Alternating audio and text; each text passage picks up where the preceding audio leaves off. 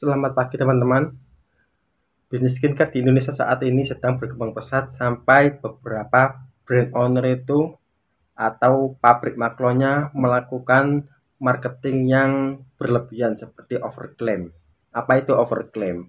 Overclaim itu melebih-lebihkan kandungan di dalam produknya atau menipu secara fungsional, tidak sesuai aslinya. Namun yang beredar di masyarakat ini, opininya itu tidak bisa membedakan mana produk yang overclaim, mana produk yang berbahaya, mana produk yang menyalahi regulasi. Biar jelas, mari kita lihat beberapa video mana yang overclaim, mana yang berbahaya, dan mana yang menyalahi regulasi. Mungkin bisa langsung dicek ya di kemasannya. Tapi kita lihat deh video dari owner yang juga menjelaskan hal tersebut. Oke, kita lihat dulu ya guys. Warna kuning ada di dalam produk ini menandakan dia. Jadi di sini owner dari Brandy menjelaskan bahwa produknya mengandung aktosum retinol 2%. Ini setara dengan pure retinol 0,06% retinol. Saya ulangi ya, 0,06% retinol. Dan hasil lab menunjukkan dari brand A. Kalian bisa lihat hasil labnya adalah seperti ini guys. Oke, congratulations buat brand A. Oke, terbukti brandnya tidak melakukan overclaim ya guys ya. Oke, dari brand kedua hasil labnya adalah 0,03. Ingat nggak tadi dokter bilang apa? Setelah dicek di angka 0,06. Klaim yang diklaim brand ini tidak sesuai dengan hasil labnya ya. Di sini saya nggak ada maksud untuk menyerang owner karena mungkin ownernya juga nggak paham. Mengingat ownernya kan bukan apoteker. Kalau ini hanya melakukan maklon.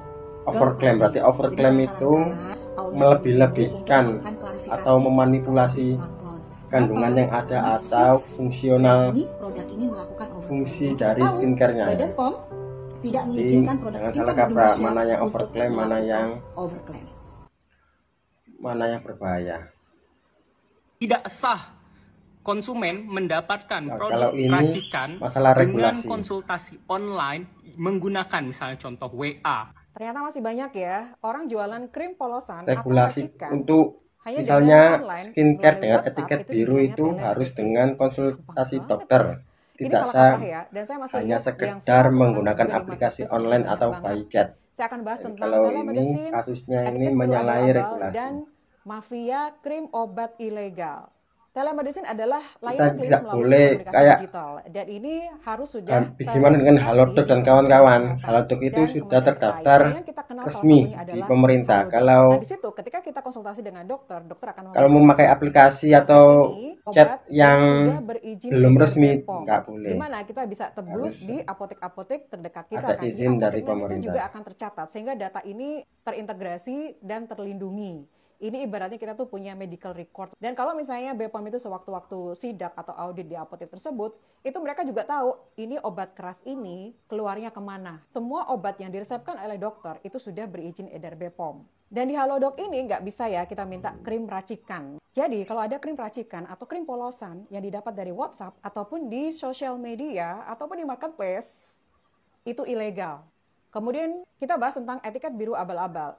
Etiket biru yang benar adalah kita konsultasi ke dokter akan memberikan dalam video tadi itu tidak saya konsumen mendapatkan produk racikan menggunakan konsultasi WA atau aplikasi-aplikasi abal-abal atau aplikasi yang belum terdaftar di pemerintah. Untuk krim racikan itu harus dikeluarkan dan diresepkan oleh dokter dan dikeluarkan oleh klinik. Itu ya keterangan dari video tadi. Kemudian membahas produk yang berbahaya.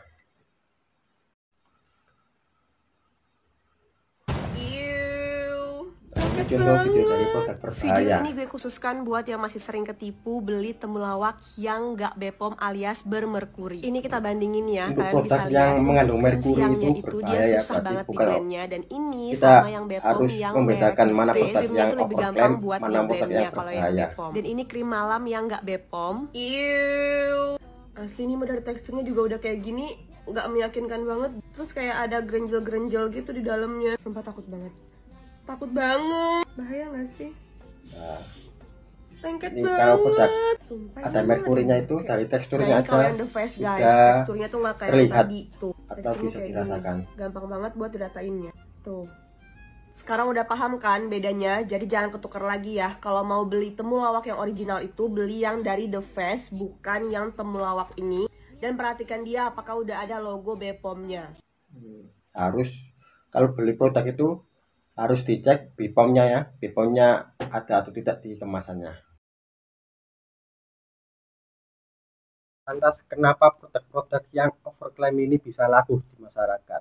Yang pertama ini biasanya ya produk-produk yang melakukan flexing, owner yang memiliki produk tersebut melakukan flexing sehingga sebagian orang Indonesia itu senang dengan konten-konten flexing seperti itu dan menimbulkan trust ya, walaupun itu menurut saya itu negatif konten-konten flexing itu.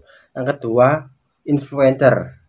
Kebanyakan atau sebagian influencer itu menerima endorse dari produk-produk skincare tanpa mengecek terlebih dahulu apakah klaim tersebut benar dan semacamnya. Yang ketiga, afiliasi. Dari afiliasi ini seperti komisi yang sangat besar di produk-produk skincare dengan klaim yang over, sehingga produk-produk yang overclaim itu semakin lama semakin viral karena memberikan komisi yang sangat besar dan banyak afiliator yang membuat konten dengan menautkan produk tersebut. Yang keempat ini advertising atau iklan yang berlebihan, seperti misalnya produk memutihkan dalam 7 hari, padahal figur yang digunakan itu tidak hanya menggunakan produk tersebut tapi juga menggunakan perawatan secara insentif dari klinik dan sebagainya, tapi mengklaim bahwa bisa memutihkan hanya dengan produk itu tersebut. Itu kan termasuk overclaim atau klaim yang kurang jujur. Overclaim ini biasanya ada 2 indikator ya. Overclaim karena dosis yang dilebih-lebihkan di kemasan atau manfaat yang tidak sesuai dengan apa yang dihasilkan dari produk tersebut. Terus kenapa terjadi overclaim ini? Ada beberapa faktor. Yang pertama bisa jadi pabrik maklonya atau bahkan ownernya sendiri itu serakah, ingin meraup keuntungan sebanyak mungkin dari konsumennya dengan melakukan overclaim tersebut. Yang kedua, kompetisi kompetitor, bisa jadi perang harga dan perang keviralan sehingga menghalalkan segala cara biar produk yang dibikin itu boom, bisa laku keras dengan melakukan overclaim tersebut.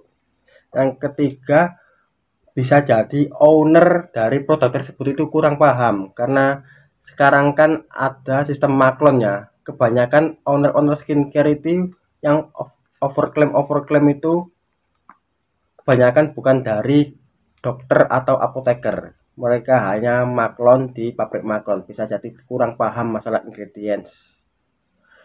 Atau bisa jadi yang keempat ini dead stock. Mungkin stok bahan baku atau stok produknya sangat banyak sehingga menghalalkan segala cara dengan melakukan overclaim biar stok bahan bakunya itu habis. Seperti itu.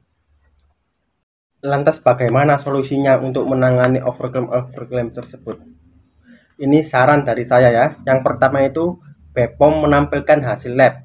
Kalau saat ini kita cek ya di situs BPOM, ketika kita cek produk itu BPOM atau enggak, hanya tertera nama pabriknya, nomor BPOM-nya dan lain-lain, tidak tertera hasil uji lab. Nah, ini saran saya ini untuk kedepannya bisa menampilkan uji labnya di situs BPOM, itu lebih transparan lagi untuk masalah ingredients. Yang kedua ini edukasi konsumennya. Konsumen ini diharapkan juga belajar apa itu fungsi dari niacinamide, misalnya retinol, sehingga tidak mudah terpengaruh oleh iklan-iklan yang berlebihan. Yang ketiga, cek produk BPOM secara random di pasaran. Bisa jadi overclaim itu seperti ini.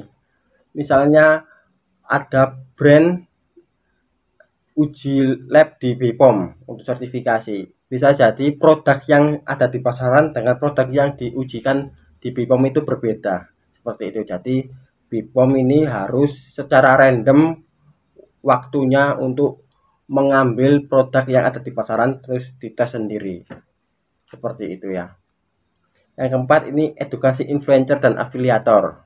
Afiliator ini diharapkan sebelum ada endorse atau sebelum menautkan produk yang ada komisinya itu, afiliator harus menyaring dulu apakah produknya ini aman, apakah produknya ini sesuai klaim dan lain-lain. Yaitu saran-saran dari saya ya.